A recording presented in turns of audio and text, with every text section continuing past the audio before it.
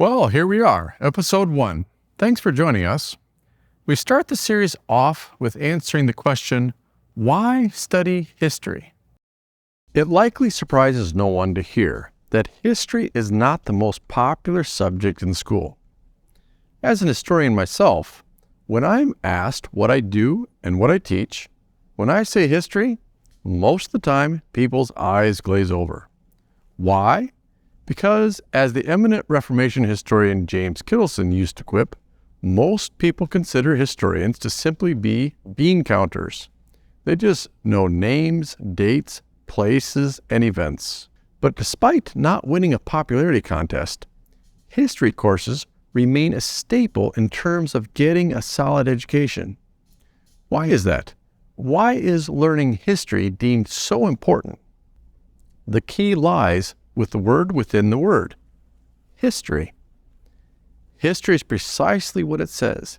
It's a story. And what's a story good for? Well, it communicates something about the world we live in. That means a good history lesson is going to help the student recognize that history actually informs the one hearing the story about themselves and the world they live in. To say it another way, history isn't simply about the people in the book.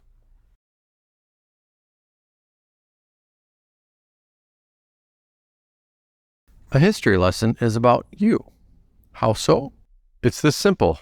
The decisions and actions of the people in the past have a direct impact on what's happening today.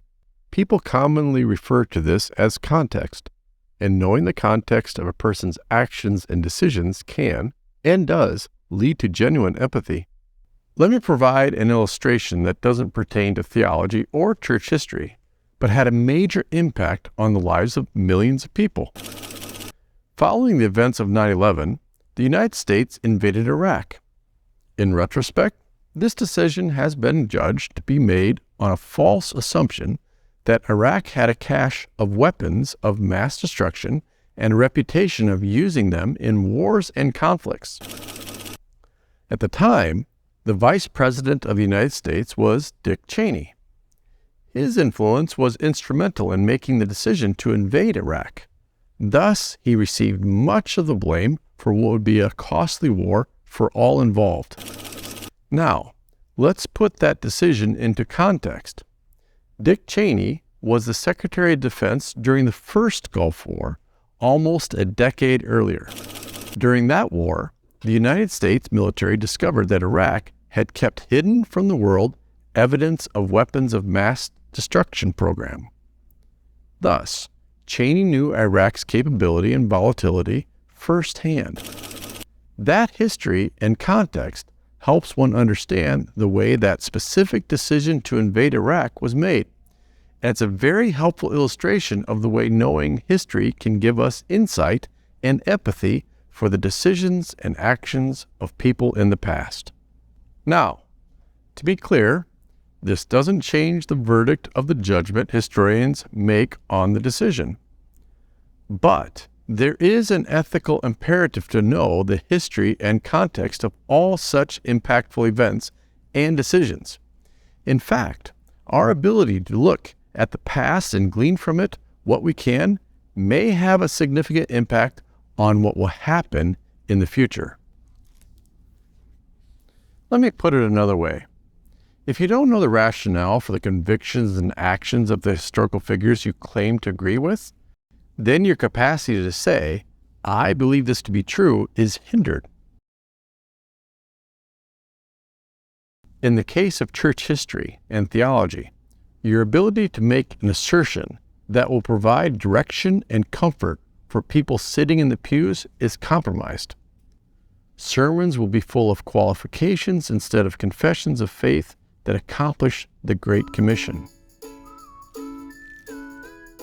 So, there are a couple of pitfalls we want to avoid when studying history. The first is what people call the boring side of history. That happens when studying history is reduced to simply memorizing names, dates, and places, bean counting, as James Kittleson put it. The study of history shouldn't be boring, because it offers an explanation of the past that functions like a narrative. History is the telling of an important story, because the story it tells impacts and reveals something about those hearing that story. A second pitfall, or trap, people fall into when studying history is to imagine that history is fatalistic. It's easy to read and study the objective facts of history, the names, places, and dates, and think that life was meant to happen as it did. This mentality is often expressed with the cliche, "everything happens for a reason." Now here's the problem with such a view.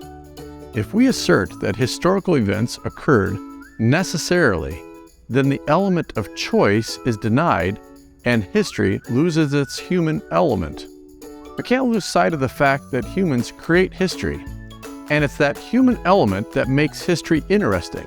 This is why the task of history is to try to figure out how the human element contributed to the events on the ground. And it's when we analyze the human element of history that there's much more at stake in the historical enterprise. A third pitfall to recognize about studying history is that doing so can be dangerous. This danger is not like jumping from an airplane, but studying history can threaten your ego or your sense of self. How so? History as an explanation can be dangerous because we, as humans, carry around baggage, so to speak. Studying history exposes our baggage. To say it another way, doing history is like unpacking a backpack. Everyone carries baggage around that informs their perspective on the world. But with the study of history, a warning label should be attached. Why?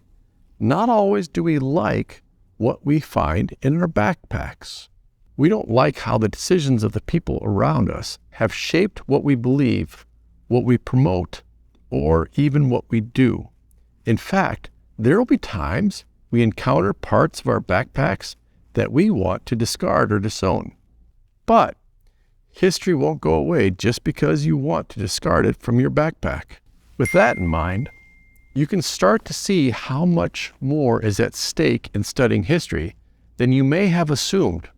When we use history to explain things, especially the choices humans make, we realize that what we say, what we teach, and what we do matters in this life. In other words, there is an ethical component to studying history because it makes our actions today all the more weighted. Hey everybody, quiet down. Trivia is about to start. This leads us to yet another misperception or misapplication of the academic discipline of history. And that is when history is passed off as trivia. You'll hear it when people say things like, "Who cares about yesterday? Let bygones be bygones." but history isn't trivial. We all live with our past. If we trivialize the past, then we're really saying nothing we do today is going to affect anyone else. Therefore, an explanation of the past, that is to say history, has moral implications because when we take history seriously, we begin to explain and come to grips not just with those we're studying, but with ourselves. With that in mind, let's turn to one last question, perhaps the most important in regard to the academic discipline of history. I'm sorry, that's incorrect. How does one do history? What is the proper approach to studying history? Here is the final pitfall. It's typical for people studying history to start with an agenda and look for something they want to find. That is to say, it's common for an historian to approach a historical event or topic with a specific goal in mind because they see relevance in it for themselves. From that vantage point, people then search for meaning, frequently with the goal of looking for a sense of self-identity. Now, to be clear, there is danger in approaching history in that way. When people approach history with a specific question they want answered, 9 times out of 10, they will find what they're looking for.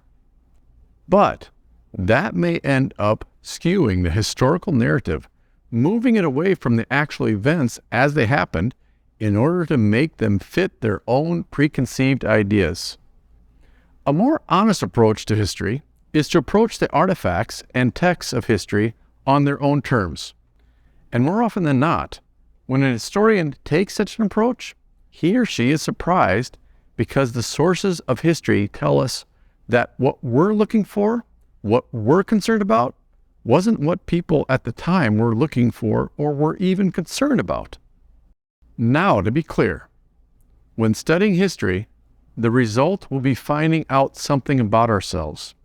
History provides an indicator of who we are, but we discover this only after the fact. In short, when doing history, one really doesn't know what one has until one finds it. Historians are like crime scene investigators, and the more evidence you find, the better you can illustrate the story. Hello? Yep, just wrapping up here. Right now. Okay. Thanks, Chris. Sorry I interrupted, but it sounds like he just wrapped up episode 1. I'll be here waiting in episode 2 whenever you're ready.